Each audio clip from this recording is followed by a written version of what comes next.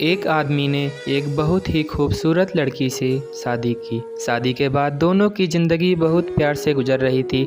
वह उसे बहुत चाहता था और उसकी खूबसूरती की हमेशा तारीफ़ किया करता था। लेकिन कुछ महीनों के बाद लड़की चर्म रोग स्किन डिसीज़ से ग्रसित हो गई और धीरे धीरे उसकी खूबसूरती जाने लगी। खुद को इस तरह देख उसके मन में डर समाने लगा कि यदि वह बदसूरत हो गई तो उसका पति उससे नफ़रत करने लगेगा और वह उसकी नफ़रत बर्दाश्त नहीं कर पाएगी।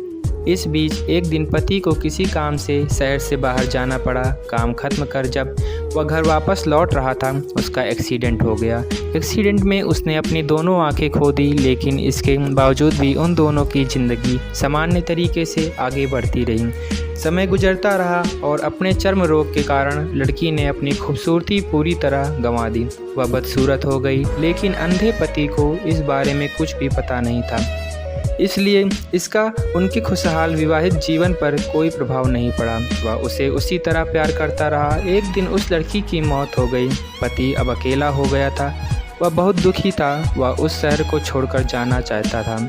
उसने अंतिम संस्कार की सारी क्रियाविधि पूर्ण की और शहर छोड़कर जाने लगा। तभी एक आदमी ने पीछे से उसे पुकारा और पास आकर कहा, अब तुम बिना सहारे के अकेले कैसे चल पाओगे? इतने साल तो तुम्हारी पत्नी तुम्हारी मदद किया करती थी। पति ने जवाब दिया, दोस्त, मैं अंधा नहीं हूँ, मैं बस अंधा होने का नाटक कर रहा था, क्योंकि यदि मेरी पत्नी को पता चल जाता कि मैं उसकी बदसूरती देख सकता हूँ तो यह उसे उसके रोग से ज़्यादा दर्द देता। इसलिए मैंने इतने साल अंधे होने का दिखावा किया।